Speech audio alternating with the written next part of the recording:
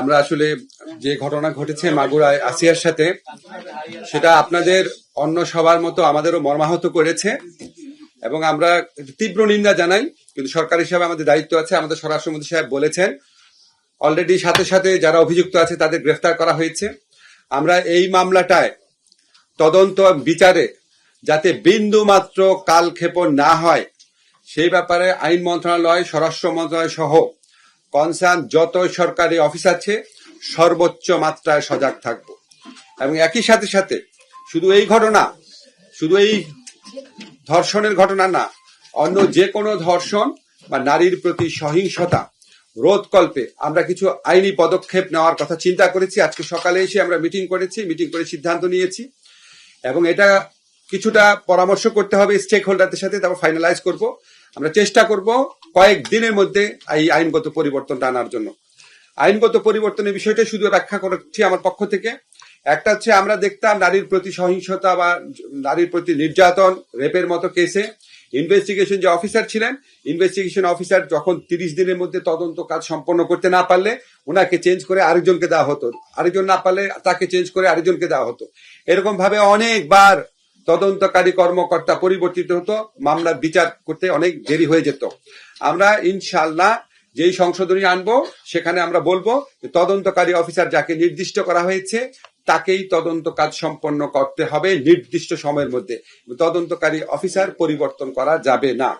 এবং এই যে তদন্তের সময়, সেটাও আমরা অর্ধেক করে দিচ্ছি। আগে ছিল 30 দিন, এখন আমরা 15 দিন করে দিচ্ছি। বিচারের জন্য আগে সময় ছিল যেটা, সেটাও আমরা অর্ধেক করে দিচ্ছি। 90 দিনের মধ্যে ধর্ষণের মামলায় 90 দিনের মধ্যে বিচার করতে হবে। ধর্ষণের মামলা 15 দিনের মধ্যে তদন্ত কাজ শেষ করতে হবে। এবং ধর্ষণের মামলা যদি 90 দিনের মধ্যে বিচার সম্পন্ন নাও হয়, এই অজুহাতে কাউকে জামিন দেওয়া যাবে না। আগে ছিল 180 দিনের মধ্যে বিচার না হলে জামিন দেওয়া যেত এই গ্রাউন্ডে, এখন কোনো জামিন দেওয়া হবে না ধর্ষণের মামলার ক্ষেত্রে। এছাড়া আমরা ধর্ষণের মামলার ক্ষেত্রে বিচারের ক্ষেত্রে যদি কোনো রকম গাফলতি থাকে তার ব্যাপারে ডিপার্টমেন্টাল অ্যাকশন নেওয়ার পদক্ষেপ সুনির্দিষ্ট বিধান আমরা আইনে সংযোজন করব। এছাড়া আমরা ধর্ষণের মামলার ক্ষেত্রে একটা সমস্যা হতো যে, আপনারা জানেন যে ডিএনএ সার্টিফিকেট লাগতো। আমাদের দেশে সমস্ত অঞ্চলে ডিএনএ সার্টিফিকেট নেওয়ার সিস্টেম নাই, সুবিধাটা নাই। ফলে এই ডিএনএ সার্টিফিকেট নেওয়ার জন্য শুধু যে ভিকটিম তার না, অ্যাকিউজ যে পার্সন, আসামি, তারও ডিএনএ একটা ফরেন্সিক রিপোর্ট লাগতো। এই ডিএনএ ফরেন্সিক রিপোর্ট করার সুযোগ সুবিধা অত্যন্ত অপ্রতুল। এই জন্য ধর্ষণের মামলার বিচার অনেক দেরি হয়ে যেত। তো আমরা স্টেক হোল্ডারের সাথে আলাপ করে একটা সংশোধনী আনবো যে উপযুক্ত ক্ষেত্রে বিচারক যদি মনে করে শুধুমাত্র মেডিকেল সার্টিফিকেটের ভিত্তিতেই এই মামলার বিচার কার্য এবং তদন্ত কার্য চালানো সম্ভব, তাহলেই সেরকম ব্যবস্থা উনি নিতে পারবে। আপনারা মাগুরের ঘটনা যদি দেখেন, মাগুরার ঘটনার মতো ক্ষেত্রে এরকম আরো অনেক ঘটনা ঘটতে পারে যেখানে আসামিরা হাতে নাতে ধরা পড়ে।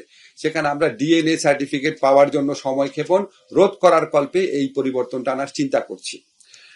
আরেকটা হচ্ছে, আমাদের সরকারের পক্ষ থেকে সমস্ত ডিস্ট্রিক্টে ডিএনএ ফরেন্সিক ল্যাবরেটরি স্থাপন করার জন্য অচিরেই ব্যবস্থা নেওয়া হবে, পদক্ষেপ নেওয়া হবে।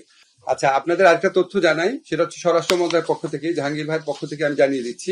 সেটা হচ্ছে, রাস্তাঘাটে যে যৌন নিপীড়ন হয় এবং হয়রানি হয়, এই ব্যাপারে প্রতিকার নিশ্চিত করার জন্য পুলিশের পক্ষ থেকে, স্বরাষ্ট্র মন্ত্রণালয়ের পক্ষ থেকে দ্রুত একটা আলাদা হটলাইন প্রদান করা হবে। দ্রুত, সম্ভবত জাহাঙ্গীর ভাই 24 ঘন্টার মধ্যে জানিয়ে দেওয়া হবে। রাস্তাঘাটে যে কোনো ঘটনা ঘটলে সেই হটলাইনে 24 ঘন্টা চালু থাকবে, কমপ্লেইন দেওয়া যাবে। এবং এটা তদারকি করার জন্য একটা ডেডিকেটেড, স্বরাষ্ট্র মন্ত্রণালয়ের একটা ডেডিকেটেড সেল থাকবে। এছাড়াও ধর্ষণের মামলাগুলার তদারকি করার জন্য আইন মন্ত্রণালয়ের আলাদা একটা সেল থাকবে, যেখানে কোনো অযথা কালক্ষেপণ যেন না করা হয়। আপনাদেরকে একটা সুখবর দিতে চাই। আপনারা যাবেন, টোল ফ্রি করা হবে। জাহাঙ্গীর ভাই, টোল ফ্রি করা হবে। Thank you. আপনারা আরেকটা জিনিস একটু সুখবরই আমি বলবো, আপনারা জানেন আরেকটা ধর্ষণ মামলাতে, দিনাজপুরে শিশু ধর্ষণ মামলা যাবজ্জীবন কারাদণ্ডপ্রাপ্ত সাইফুল ইসলাম 8 বছর 4 মাস জেলে থাকার পর তার জামিন হয়েছিল। জামিনটা হাইকোর্ট থেকে হয়েছিল। আপনারা অনেক সময় একটু কনফিউজ করে ফেলেন। আমি একটু বিনয়ের সাথে আপনাদেরকে বলি, হাইকোর্ট একটা স্বাধীন স্বতন্ত্র প্রতিষ্ঠান। আইন মন্ত্রণালয়ের সাথে হাইকোর্টের কোন রকম আইন মন্ত্রণালয়ের অধীনে হাইকোর্ট না, এটা তো আপনারা সবাই বুঝেন। তো হাইকোর্টে যখন জামিনের আদেশটা হয়েছে, সাথে সাথে আমাদের যা করণীয় ছিল, আইন মন্ত্রণালয়ের মাধ্যমে আমরা অ্যাটর্নি জেনারেল অফিসকে বলেছি এই জামিনের বিরুদ্ধে আপিল আদালতে দাঁড়াতে। একদিন পর, জামিনের আদেশের পরদিনই আমাদের অ্যাটর্নি জেনারেল অফিস আপিলের ডিভিশনে দাঁড়িয়েছে। আজকে আপনাদেরকে একটা সুসংবাদ দিতে পারি, হাইকোর্টের যে জামিন আদেশটা সেটা আপিল বিভাগ সেটা বাতিল করে দিয়েছে। অর্থাৎ দিনাজপুরে শিশু ধর্ষণ মামলায় যাবজ্জীবন সাজাপ্রাপ্ত সাইফুল ইসলাম যে জামিন পেয়েছিল হাইকোর্টে, সেটা আপিল বিভাগ বাতিল করে দিয়েছে। এরকম অন্য যে কোনো ক্ষেত্রে আপনাদেরকে জেনারেলি জানিয়ে রাখি, যখনই উচ্চ আদালতে এরকম জামিনের ঘটনা ঘটে, সেটা সন্ত্রাসী হোক, জঙ্গি হোক বা ধর্ষণকারী হোক, আমরা অ্যাটর্নি জেনারেল অফিসের মাধ্যমে এটার বিরুদ্ধে আপিলের ডিভিশনে যাই। আমাদের যেটা করার সেটা আমরা সম্পূর্ণভাবে করি। এমনকি নিম্ন আদালতেও যখন আমরা দেখি কিছু কিছু সেন্সিটিভ মামলায় জামিন হয়ে যায়, তখন সাথে সাথে আমাদের একটা সার্বক্ষণিক নির্দেশ আছে পিপি অফিসগুলোকে, যে তার যে উচ্চতর আদালত আছে, জেলাতেই যে উচ্চ আদালত আছে, সেখানে যেন জামিনের আদেশের বিরুদ্ধে সংক্ষুব্ধ হলে যেন সাথে সাথে যাওয়া হয়। কন্টিনিউয়াসলি আমরা এটা মনিটর করি। অনেক সময় অনেক প্রত্যাশা মাফিক কাজ করতে পারি না, সেটা নিয়ে আমাদের যন্ত্রণা থাকে, আত্মদহন থাকে, জিজ্ঞাসা থাকে। এবং আপনাদের শুধু একটা জিনিস বলে দেই, বাংলাদেশে যে নারীর প্রতি যে আপনার সহিংসতা হচ্ছে, নির্যাতন হচ্ছে, রেপ হচ্ছে, এটা কোনোভাবেই একসেপ্ট করা হবে না। এই সরকারের এই সরকার পুরা প্রশাসন এই মামলাগুলার বিচার দ্রুত নিষ্পত্তিকল্পে, সুবিচারী নিষ্পত্তিকল্পে এবং যে কোনো ধরনের যৌন হয়রানি বন্ধের জন্য সকল প্রশাসনিক ব্যবস্থা গ্রহণের ক্ষেত্রে বদ্ধপরিকর। এখানে কোন রকম সন্দেহের অবকাশ নাই। এখানে কনসার্ন যারা স্টেক হোল্ডার আছে, যারা এই বিষয়গুলো নিয়ে কাজ করে, তাদের সাথে একটু কনসাল্ট করতে হবে। একটু কনসাল্ট করে আমরা আশা করতে পারি ধরেন সপ্তাহখানেকের মধ্যে ইনশাআল্লাহ আমরা একটা ফুল ফ্লেজেড একটা ড্রাফট করে ফেলবো। হয়তো এটা পাস হতে আর কয়েকদিন সময় লাগবে।